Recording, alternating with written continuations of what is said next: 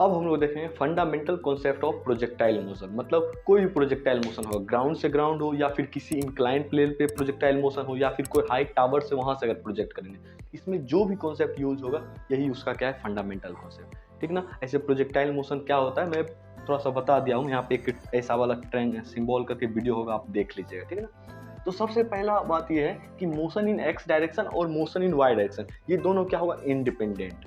इसका मतलब ये हुआ कि जैसे मैं मान लेता हूँ u स्पीड से किसी को थीटा एंगल पे मैं बॉल को प्रोजेक्ट किया हूँ, तो x डायरेक्शन में क्या होगा, इधर जाएगा, और y डायरेक्शन में कुछ हाइट ऊपर जाएगा। अच्छा ठीक, इतना बात समझ में आ गया।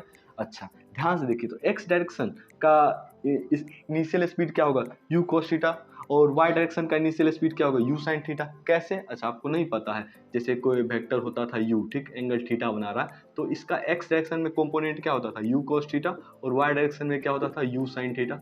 अब याद आ गया। अच्छा ध्यान से देखिए, अब x डायरेक्शन में एक्सीलरेशन क्या है, 0, आया समझ में। जबकि y डायरेक्शन में एक्सीलरेशन क्या है, -g, क्या है, हमेशा देख रहे नीचे ही g लग रहा है। अच्छा अब ये जो दोनों है क्या है, ये दोनों है, ये दोनों क्या है, इंडिपेंडेंट, दोनों को मिक्स नहीं करिएगा। मतलब मैं कैपिटल X माना हूं कि अगर x डायरेक्शन में कितना डिस्टेंस को ट्रेवल कर रहा है, आया समझ में। तो x कैपिटल X बराबर क्या लिखिएगा, ux into T plus half ax into T square, आया समझ में। जबकि कैपिटल Y बराबर आप क्या लिखिएगा, uy into T plus half A Y into T square, ऐसे समझ में। अच्छा एक बात याद रखिएगा, टी क्या हो सकता है, कॉमन भी हो सकता है। पूछिए कैसे, जब तक मैं ये यहाँ से यहाँ गया, तो मतलब ये हुआ ना कि यहाँ से यहाँ तक चला भी गया और चला भी आया, सिर्फ वाई में सोचिए, एक्स में क्या होगा, यहाँ से यहाँ चला आया, ऐसे समझ में।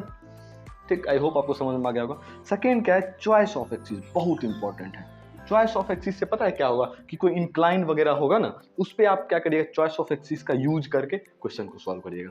थर्ड क्या है, साइन कन्वेंशन, ये तो यूज करना ही करना है कि ऊपर पॉजिटिव नीचे निगेटिव, लेफ्ट में भी निगेटिव और राइट में पॉजिटिव, ठीक है ना।